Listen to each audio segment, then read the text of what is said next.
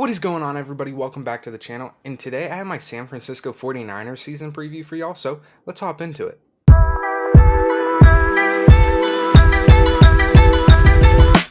And if you like this type of stuff, please consider subscribing. But anyway, last year the 49ers finished with a 13-4 record, which was first in the NFC West, and they made it all the way to the NFC Championship game where they went on to lose 31-7 against Philadelphia, who then went on to lose the Super Bowl to the Chiefs. But that doesn't matter. But they were plagued with quarterback injuries down the playoff run, which really kind of hindered it. But this 49ers team does have a really good roster, and I expect to see them 100% back in the playoffs, making a run towards another Super Bowl. So let's get into some of their notable free agent signings. And they really didn't have too big of an offseason all across the board, but they did bring in defensive end Clinton Farrell, defensive tackle Javon Hargrave, which was probably their biggest free agent signing. They got quarterback Sam Darnold, who they just named the backup quarterback to Brock Purdy. I know there was a little competition going on right now, so Brock Purdy did win the quarterback job, and Sam Darnold will be the backup. They also brought in offensive tackle Matt Pryor, and those are really the only notable free agents that I have written down. But they did make a trade for kicker Zane Gonzalez, which they did draft a kicker as well, which I will get to a little bit later. So there will be a nice little kicking competition in camp. At the recording of this video, I'm not really sure who's winning that competition, but it could go either way. And Gonzalez might end up getting cut, but I'm not too sure about that.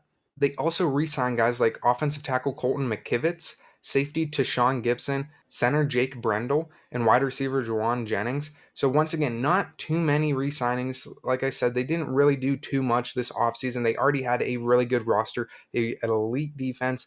They did lose some big names in free agency, but once again, not too many of them. They lost quarterback Jimmy Garoppolo, offensive tackle Mike McGlinchey, linebacker Aziz Al-Shahir, kicker Robbie Gould, and safety Jimmy Ward. So once again, not too many, but some big names. But even with the guys that they lost, they still should be competitive, and it shouldn't be too big of a deal. They also got a new defensive coordinator in Steve Wilks, as their previous defensive coordinator, I believe, is now the head coach of the Houston Texans. So they got a new defensive coordinator in Steve Wilks. He will have an elite defense right there in San Francisco. So I don't think there's too much to worry about right there. So moving on to their rookie class, with their first pick, which it was in the second round, I believe, they didn't have a first round pick. They grabbed safety Jair Brown out of Penn State. I think he's a guy that can come in and make an impact on that defense. Then they grabbed kicker Jake Moody, which San Francisco's kicking competition will come down between Moody and Gonzalez. Then they grabbed tight end Cameron Latu, cornerback Darrell Luter Jr., defensive end Robert Beal Jr., linebacker D. Winters, tight end Braden Willis, wide receiver Ronnie Bell, and linebacker Jalen Graham.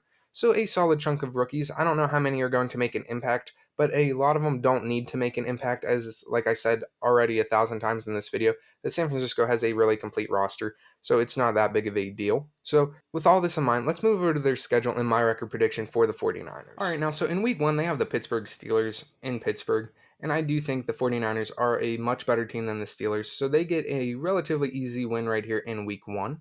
Then in week 2, they have their first of 2 matchups against the Los Angeles Rams, and I do believe the 49ers will sweep the Rams this year, so I'm going to give them the win right here in week 2, as well as down here in week 18. Then in week 3, they have the New York Giants, and I do have high hopes for the Giants. I don't think they're quite on San Francisco's level yet, but I do think with this being early in the season, the 49ers slip up and lose right here to the Giants. I mean, the 49ers did lose to the Bears last year, so a loss to the Giants really isn't that big of a deal. And they rebound nicely with a win over the Cardinals the following week in week 4. And then in week 5, they have the Dallas Cowboys at home, and they do beat the Cowboys right here. Then in week 6, they travel to Cleveland to play the Browns, and the 49ers have absolutely owned Cleveland the last few times they played, and nothing changes this week. Maybe it's a little bit of a closer game, but I do expect the 49ers to win right here against the Browns. Then in week 7, they play the Minnesota Vikings, and I do think the 49ers are a better team than the Vikings, but I think the Vikings, with this being in Minnesota, might just catch the 49ers slipping a little bit, maybe not completely on their game, and I do think they probably lose to the Vikings right here, not because the Vikings are a better team, just because the Vikings just happen to get the better of them that week. Then the following week, they're back home. They have the Cincinnati Bengals, Joe Burrow coming to town, and they get, once again, another statement win right here against the Bengals. So right here at their week 9 bye, they're sitting at a 6-2 record, which is really good. But coming out of their bye, they have the Jacksonville Jaguars in Jacksonville, and I think with the week off, maybe they overlook the Jaguars or something, and they drop this game to right here. Then the following week, they rebound nicely with a win over the Buccaneers.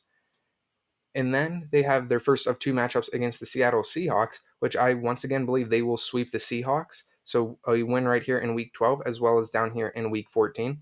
And yeah, I should have said this earlier, but I definitely believe that they will sweep the Cardinals as well. So this week 15 game will be a win. And then they have this week 13 matchup against Philadelphia in a rematch of the NFC Championship. And I believe the 49ers, I mean, they obviously didn't forget what happened to them in that championship game. So they come out here and throttle Philadelphia because of what Philadelphia did to them in the championship. They go out and get the win. Now, we already talked about the Seahawks and we already talked about the Cardinals. Then they have the Baltimore Ravens right here in week 16, their last AFC North game. And I do believe they will beat the Ravens right here. The Ravens are a pretty injury prone team, so I don't even know if Lamar Jackson will be playing this late in the season. Hopefully he can stay healthy, but once again, he's one of those guys that always seems to get injured, at least in my opinion. And the 49ers win this game right here. And then in week 17, they have the Washington Commanders. And at this point, they're locking up the number one seed in the NFC with a win over the Commanders, and we already talked about them beating the Rams. So that brings the San Francisco 49ers season total to a 14-3 record. So even better than what they did last year. And I think what kind of attributes to this is they know Brock Purdy is their guy. Hopefully, he does not get injured. If he stays healthy this entire year, they won't have to shuffle quarterbacks around like they did last year, which leads them to an even better record. They clinch the NFC West, obviously. They probably clinch the number one spot in the NFC and make their way back to the playoffs, hopefully, back to the NFC Championship game where they can win it and make it on to the Super Bowl.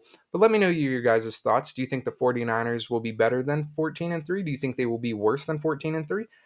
Let me know down below. Like the video. Please subscribe to the channel. I will catch you with another season preview. God bless.